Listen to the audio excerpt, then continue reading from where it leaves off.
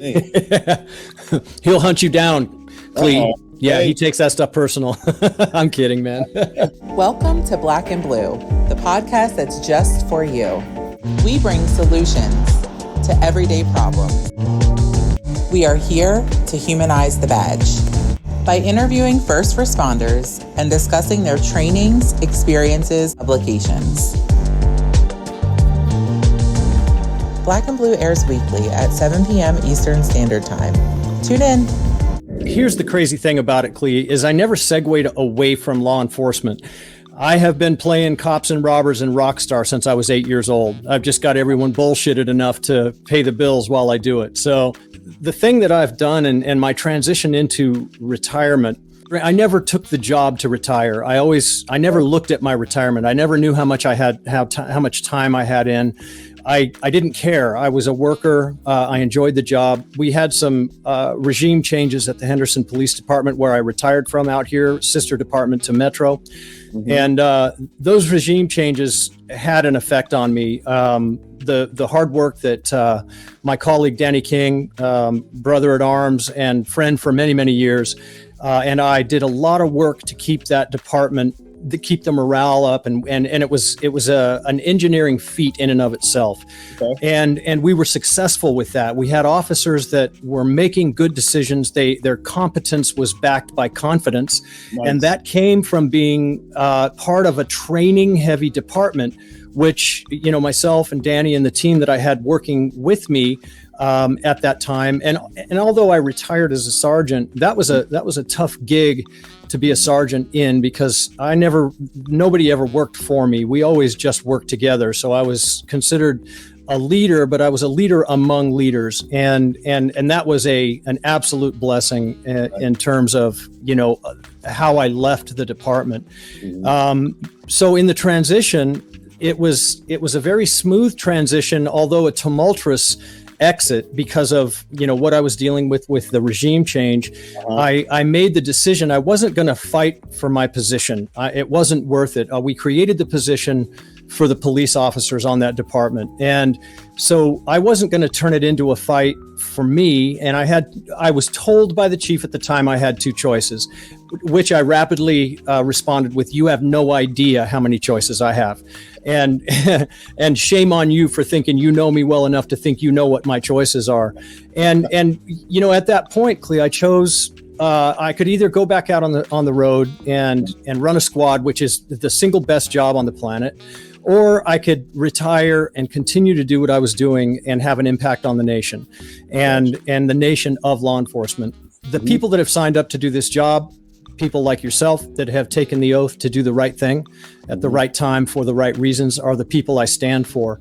And listen, it's calling balls and strikes. The unfortunate reality is I've had cases against police officers, and it's natural culling of the herd. I've been accused of being here to protect cops, and I'm not. I'm here to protect law enforcement, and to protect law enforcement, we have to call balls and strikes. Not every human being is without fault. However, the difference between malevolent, reckless behavior is very different than, let me search for the terms here, an unexpected or an undesirable outcome based on critical moments in an incident where the officer has not all the information. They don't know everything that's about to happen. So their decisions are based on their reasonable experience at that moment. Well, you know, I'm here to protect law enforcement in that fashion, and I've been doing that since the day I retired. And it's been very gratifying. It's tough. It's not easy, especially when we have to call out those who are putting a black eye on law enforcement. And I would tell you this, you know, we expect people to take this job, that take the oath, to invest in themselves, train, understand what it is that you're doing, do the studying that it requires, understand things like Graham versus Connor, know your policies. Don't just sign off on the fact that you had to read them in a briefing training. That doesn't save you in any fashion. Right. But don't expect that policy is going to save you because you know it. It doesn't matter. And you know, one of the things I teach in my investigations class in assessing this information is that performance cannot be measured by policy when it comes to a use of force. And the big mistake that is made in departments around this country is that a use of force policy where the core component is Graham versus Connor is used to judge the officer's behavior.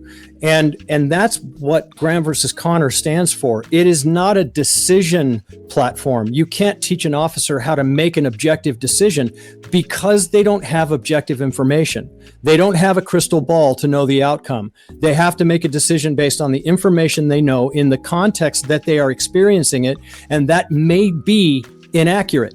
But it's not a bad faith decision. It's a decision made in good faith based on what they're experiencing in that moment. That is not covered by policy.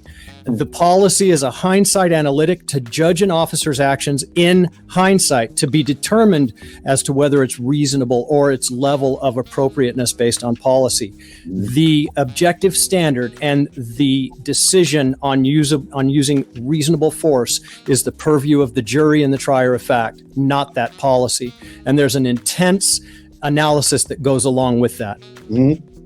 Officers using that statement or information from their perspective because they're misinterpreting that information, the officers aren't going to speak. And now we end up in this swirling cesspool of incomplete data that we cannot use moving forward. And I would beg officers and your representation, don't reconcile those things that weren't part of your decision-making process. Identify them and be strong about it.